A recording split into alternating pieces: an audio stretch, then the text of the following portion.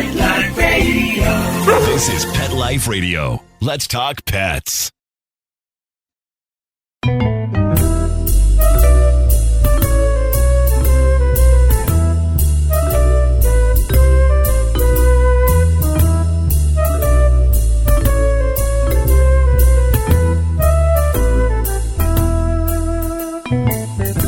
Hello, feline friends. Welcome to Cattitude. I'm your show host, Michelle Fern. So excited today because we have a guest, as we say in the U.S., from across the pond. And she is a crazy cat lady that wrote a fascinating book. I am so excited for you to meet her. So stay tuned. We'll be right back.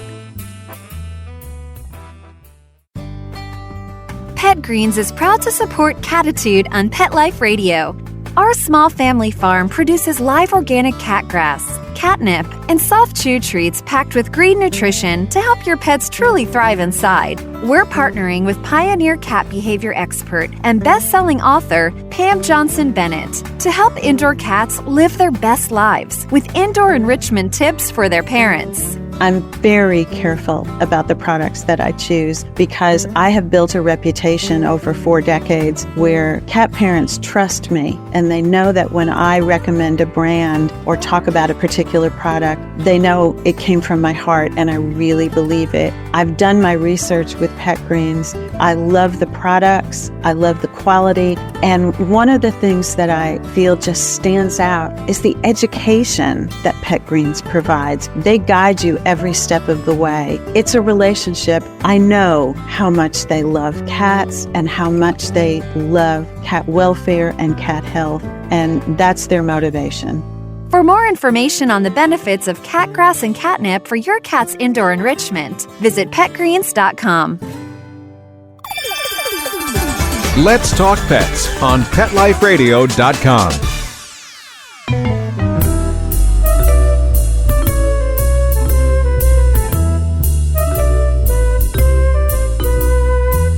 Welcome back, everyone. I'd like to welcome Amelia Hendrey. She is the author of 10 Cats and One Crazy Cat Lady. Welcome, Amelia. Hi, Michelle. Thanks for having me. I'm so excited to have you. You know, I have to ask this, and we're not a political show, but we're recording this. It's actually the day before National Cat Day, which we'll talk about a little bit more. So we're recording this August 7th. And in the U.S., there's been these political jabs about crazy cat ladies. So you're in another country, and we're not going to get into anything too political, but what's your opinion on that? Yeah, and every cat person is crazy. We all are. We are absolutely crazy because you go crazy for the cat. And exactly. Most people, if you have 1 or 2, then I think you are restricting yourself. I think most of us crazy cat ladies, we're like 3, we're like 4. We can branch out. Anytime somebody needs rescuing, I think most of the crazy cat ladies will rescue and keep rescuing until we can't anymore. Right. And the political jab was ridiculous. But again, we'll keep it off of politics because I don't want anybody to get offended. Yes, exactly. We don't want to offend anyone. All right, let's talk about your book. When did you start to think of yourself as a crazy cat lady? And again, as you said, crazy cat lady in the best possible way. Yeah, I think I was born a crazy cat lady. I think I can remember when I was very small, my little chubby arms wrapped around a cat, desperate for it to love me. And I am that weird person who will be walking along the street and there'll be a cat walking along the path, and I can't just walk past it. I have to stroke it. I have to make friends with it. And, you know, my little heart needs that. And it's life. So, and because I know a lot about cats and I've been around a lot of cats, you know, like, as you know, I had 10 cats all at one time. And I just wanted other cat people to share the same experiences that I have. So I wrote them all down and thought, okay, cat community, I want to show you my life with cats. I want to teach you things about cats and everything cat related. I just want you to have it in one little book, which is mine. You kind of already answered my other question, which is what inspired you to write the book. But I still want to ask that because was there, other than what you said before about the crazy cat lady, to answer that question, was there anything else that inspired you to write the book? And you've already were an author of 2 other books, not the same subject matter. But was there anything else that compelled you to tell your story? I didn't want my cats to be forgotten, because every single cat has a different personality. They all have a different way of being and living, and some are more independent, some are more needy. And everybody has that one cat that they connected with on a completely different level. And most of the time you hear them say, oh, well, it was more person than it was cat. And when I meet cat people, they always tell me the stories of, we used to have a cat called so-and-so, and he used to do this, or she used to do that. And you see the love in their eyes, you know, that ever since that cat's gone, whether it be 5 years, 10 years, that love in their eyes is still there. And, I'm probably the same. I didn't want my cats to be forgotten. And because I had so many, I wanted them to be remembered. And it doesn't matter how many years fall from now, whenever you read it, the subject will still be the same. It won't change in the sense of be dated or anything. So this is cats over a long time. So, you have different cats now. So cats, unfortunately, they only live so long. So many have passed. So I'm sorry for your loss. And, anytime a fur babe passes, it's a little hole in your heart. It's just hard. But Absolutely. I have to ask, were there any favorites out of the original 10? Or if you think of all the 10 and there's one that, my mind just goes to that cat because the cat was so unusual or quirky or affectionate, or it's hard. It's like choosing your favorite child. Am I allowed to say that in the cat community? Will I not be in serious trouble for picking a favorite? And it's hard. My favorite one would have had to have been Shakira, only because, as I said, that people have said to me, she was the one that was more human in the sense of that she didn't want to be out doing cat stuff. If I was at home with my daughter and my daughter was in the tent, Shakira wanted to be in the tent. If my daughter was on the trampoline, she'd be on the trampoline. Bouncy castle, same again. It was more of a home cat. And and I think if I had to pick one, I would have picked that one. Okay. Well, thanks for selecting your favorite fur babe. Okay. So obviously, well, not obvious because you could be any place, but you're in the UK. We're in the US. We have, thanks to internet, global reach. And I've had a few guests on the show from the UK. And one of the things that, and probably because it's so different in the US, that always strikes me as unusual, only because it's so different here in the US, is that in the UK, it's very common for cats to be indoor-outdoor. It just is. Maybe not in the cities, but maybe everybody I've had on the show has lived in the country. But in the US, it's the opposite. Cats are almost exclusively indoors for the most part. We have catios.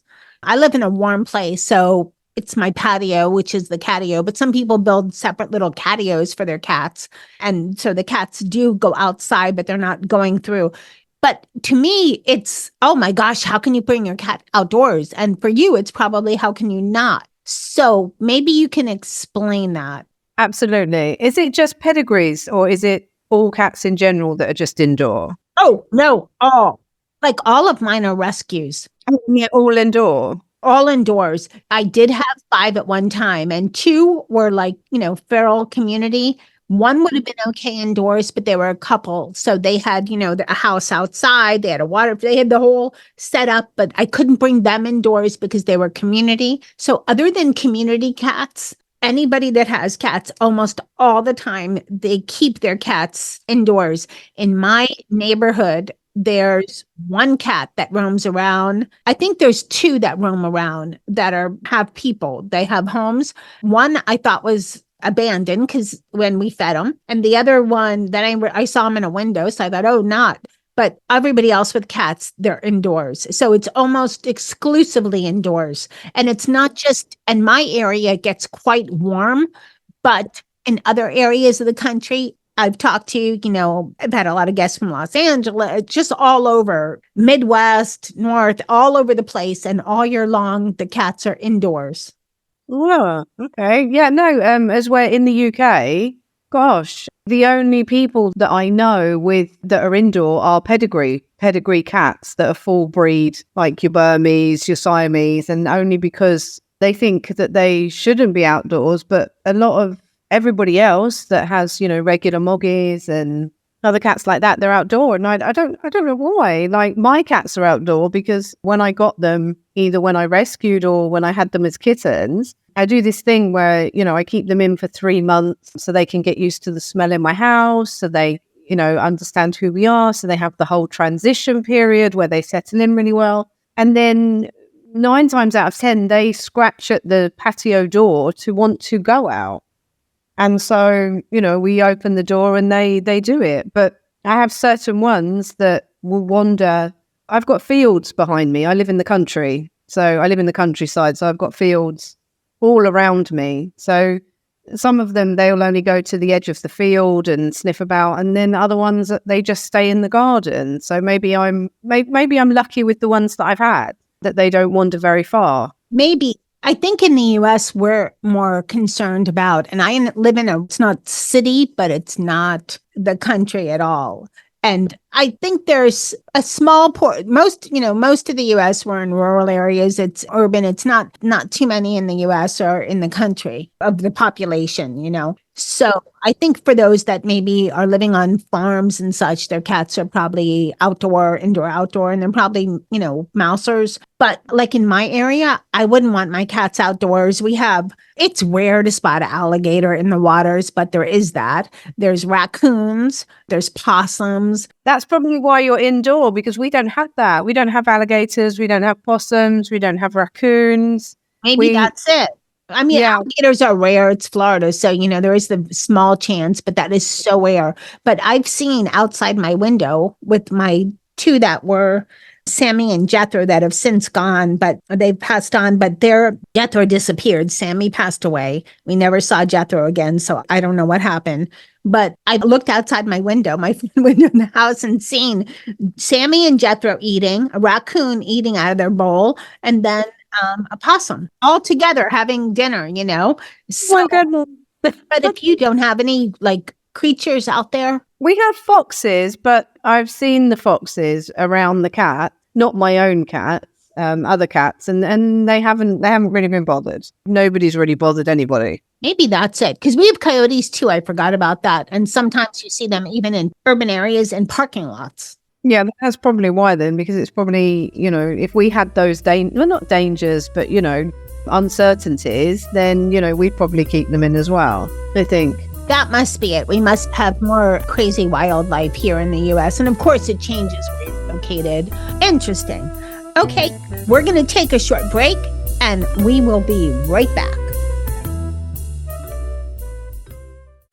Hey, Michelle Fern here, and saving cats is near and dear to my heart. Did you know that there is an estimated 70 to 100 million free-roaming cats in the United States? And without spay-neuter, that number will keep growing. Not only does spay-neuter mainly reduce the community cat population, but it also keeps cats healthier. Scooter, the neutered cat, is on a mission to give cats an extra life by making it hip to be snipped. Visit his website, givethem10.org, to help pioneer a better world for cats. That's givethem10, spelled out, TEN.org.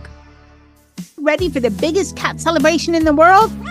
Come to the CFA International Cat Show and Expo in Cleveland, Ohio on October 12th and 13th. The expo is the world's grandest cat celebration, seamlessly blending pedigree cat exhibitions with feline welfare and rescue initiatives. It captivates over 10,000 feline enthusiasts each year, celebrating all cats, whether rescue or pedigreed, in a shared spirit of love and unity.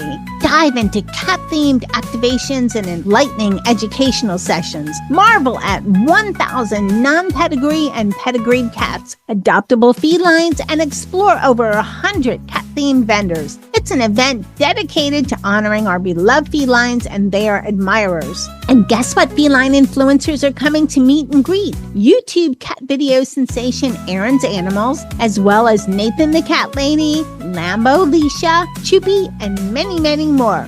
Gather your cat crew and do whatever it takes to head to the CFA Cat Expo. It's a whisker-wiggling, tail-twirling extravaganza you won't want to miss. Get your tickets at cfacatexpo.com. That's CFACATEXPO.com. Let's talk pets Let's talk pets on Pet Life Radio. Pet Life Radio. PetLifeRadio.com.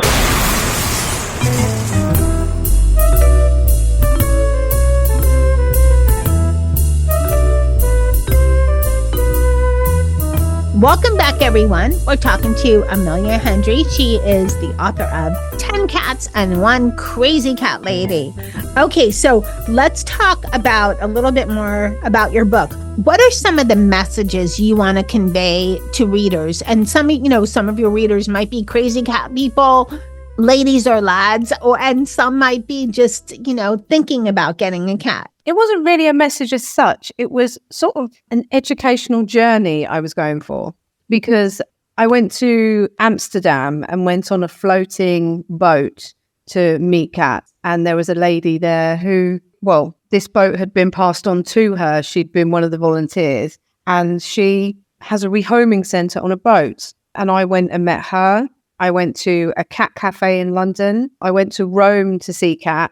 And all of these things that, people might not necessarily know about, that they would want to go to, or they would want to go to if they read about it, like cat shows and cat festivals. I hadn't really known a lot about them. I wanted to go and see for myself, because with the cats that I had, some of my cats would not be tolerant enough to go to a cat show. You get the cats that are a bit scared, or you get the cats that not show pieces at all. They act in sort of like a gruff way, and they like to rough and tumble. And I wanted to see for myself. And I went, and it was absolutely extraordinary. The people and the cats love it. They love to be brushed. They love to show off. And, I thought readers would love to read about this and just, sort of get a sense of what happens there.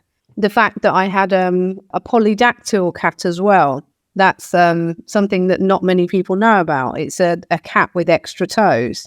Ernest Hemingway bred them also from, I think it's Florida, Ernest Hemingway's house in your neck of the woods. Right, in the Keys. Yeah, that's right. Yeah, there. And he was the one that first created the polydactyls. And lots of people don't know about them. And so I wanted to bring attention to them. And then obviously the werewolf cat, which is a brand new breed, again, found in your country for the first time. And they are absolutely mesmerizing, the werewolf cat. Let's talk about that breed for a second. It's called a Lykoi, Lykoi, and they look like little werewolves. They do, yeah. They've got a mask on their face where their fur's receding. Their fur is very coarse and wiry looking. But when you stroke it, it feels like kitten soft. So it gives you this misconception of what it actually looks and then feels like. They've got little balding feet. Their tail is completely bald. I've never seen anything like it. And to see to see two of them up close and personal was astonishing, because I walked into the room and you had this sense of uncertainty. Like if you walked in the room with a lion, that creature is completely top of the food chain, and that is the feeling that I got with the Lykoi. It was very majestic. It made me feel that I was with royalty. Wow. But the first time I met it was at a cat show, and it literally had the zipper open of its cat carrier, and it just laid there with its arms stretched out, waiting for me to stroke it. And I stroked it, and there was lots and lots of people around, and, making a lot of noise, wanting to fuss it. And it just sat there like it was a celebrity. It had no bother whatsoever. And, I thought that was absolutely phenomenal. I would like to go to a cat show just to see all the different breeds. Let's see, what do I have now? I have Dennis's part Maine Coon from what we think. Charlotte and Molly are mixed. Molly's a tuxedo, but that's, not really breed. All of mine have been, rescues that found me, which happens a lot. Okay, let's talk about cat sitting, because you also changed careers while you were writing your book and became a cat sitter. Now, not everybody out there is looking to be a cat sitter, but a lot of people are interested in, oh, I have to hire a cat sitter. So can you give us a few tips on it for those looking for a cat sitter? What should they look for? And you've had some adventures, but we're not gonna have time to go into all of them, but you should read the book because there's a lot of information we're not covering for everyone listening. But what are some tips for those that, are going out of town and need a cat sitter? Okay, so look for somebody that will look after your cats how you would look after your cats. Because when I go into my clients' homes, I say that I am a mirror image of them. So when whatever time their cat needs to be fed, how they do things, I do it exactly the same as they do. Because I want the cats to feel that nothing's changed. All it is a different person. Their layout and how they do things is still exactly the same. I make sure that I have a DBS check, which shows that I don't have any criminal background. I have insurance. So if anything happens while I'm in their home, then I'm insured for it. And just, importantly, mainly your feeling. The person, if they're cat sitting for you, they have to have a love for cats and they have got to know cats. Because I have a lot of clients say to me, oh, do you do dogs? And I'm like, well, no, I don't do dogs because I don't understand dogs. I can have 6 different types of personalities of dogs, and I don't really know. I know that if a dog's snarling, obviously it's going to bite probably, or if it's got its ears back, it's not happy. But as a rule, I don't know it. As well with a cat, I can have a sense of whether it's friendly, not friendly, unsure. Within a couple of seconds of meeting it, I literally am good in that way. I also can tell if cats are unwell. So if they've got the third eyelid, I can do a dehydration test, which is, gently lifting the scruff to see if they're dehydrated. So, I've learned a lot of things along the way. And so, you do genuinely want to have somebody who knows quite a bit about cats. Otherwise, it's not easy for you to leave your pet with somebody who's not really sure what can happen with animals. That's great advice. And of course, references. Yeah, references. I have a multitude of references.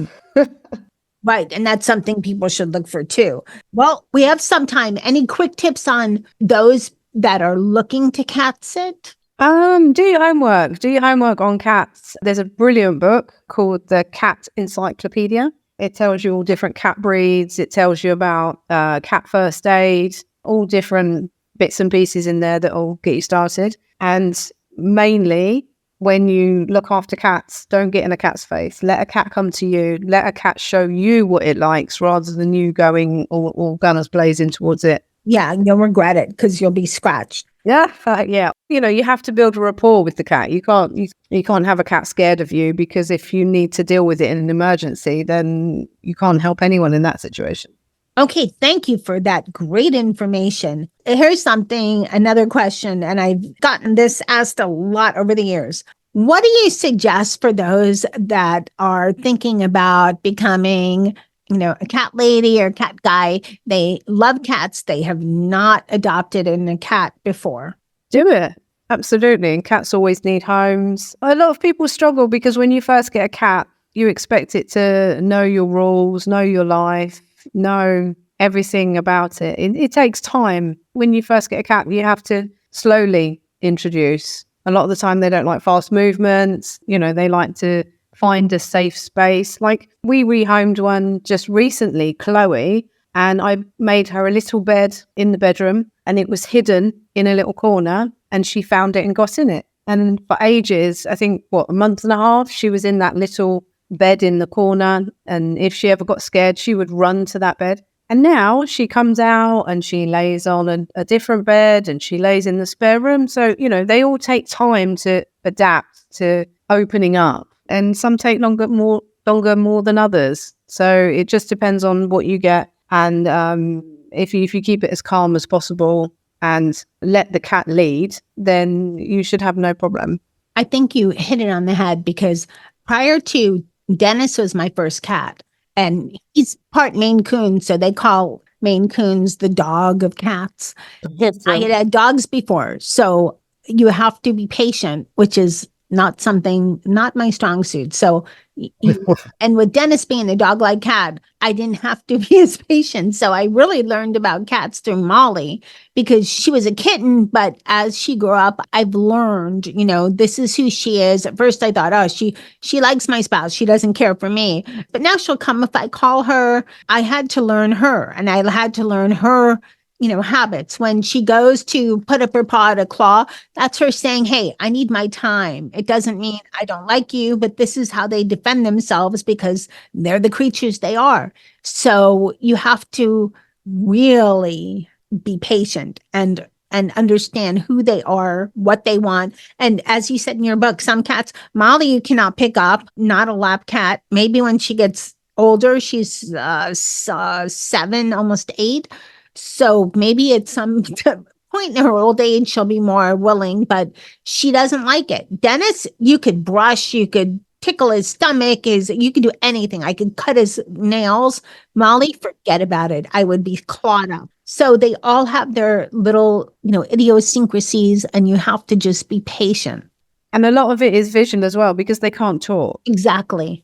Dogs bark, dogs yelp, dogs can be very vocal, as where cats, 1 minute they're, putting their paw up saying, no, I've had enough. If you don't listen, then chances are you'll get scratched.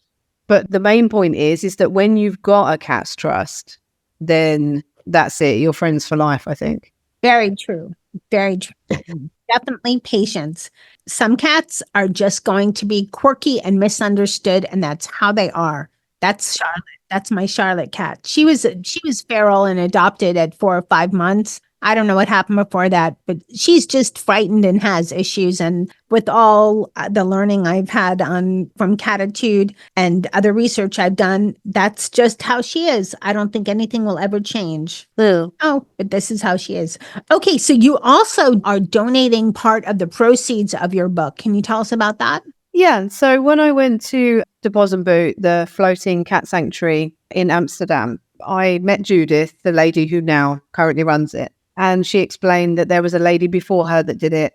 And the lady before her had cats at her home, and people would always come and bring these cats that needed rehoming to the lady. And the lady ended up having lots and lots of cats in her home and then couldn't have them because obviously it was starting to get too many. So she sold her house, bought a boat, put them all on the boat, and then would rehome them. So then, unfortunately, she passed away, and Judith was one of the volunteers at the time and took over. So everything is done by donations. So the cat's vet bills are done, everything. If the boat needs fixing, everything is by donations. And I thought she was really lovely because she says that she rehomes cats, kittens, and for any reason, if they go to the new owner and they don't fit well, or, it's not a good fit, and the cat has issues where, it will keep peeing in a certain place because it's uncomfortable, or they can't handle it because of X, Y, Z, then Judith says, don't try and rehome it again, bring it back to me. And so she says that the cats will always have a home at De Bozenboot. And I thought that was really lovely. You've gone to the efforts to rehome it, but you then want it back to then find it the correct home, which I thought was lovely. And a part of me thinks that if Judith hadn't have done the boat, then I would be the boat lady. I would have gone out and bought a boat and put all the cats on it, and I would just be living my best life. Maybe you could do that with a barn or something. You see, do you want in on that with me? Should we do it? I know, right? And I thought, you know what? Because of the book, every time somebody buys a book, we can give a percentage of it to De Bozenboot to help Judith keep doing what she's doing. Oh, that's wonderful. Because I thought it would be fantastic. I hope everybody enjoyed this show.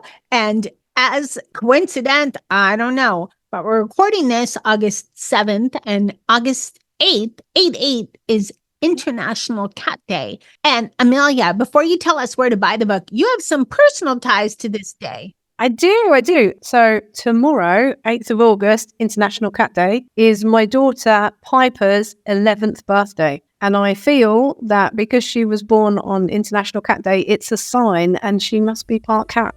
Very true. So the book is available to buy on Amazon, and it's available as paperback or Kindle. Well, I want to thank you so much for coming on Cattitude, and I wish you amazing success. Thanks for all you do for the cats. Thank you very much. Oh, I hope everybody enjoyed this show. I had a great time talking to Amelia. Please check out her book, 10 Cats and One Crazy Cat Lady by Amelia Hendrey. I want to thank everybody that's listening to Cattitude. Thank you so much. I appreciate your listenership and your loyalty. Thank you, thank you. Thanks to my cat crew, which is now Dennis, Charlotte, and Molly. And in cat heaven, of course, we have Sammy and Jethro. So thank you, cats, for teaching me all about cats and patience. So thank you. And of course, a huge thank you to my producer, Mark Winter, for working his magic and making this show sound amazing. Remember, lose the attitude, have Cattitude. Let's Talk Pets, every week on demand, only on PetLifeRadio.com.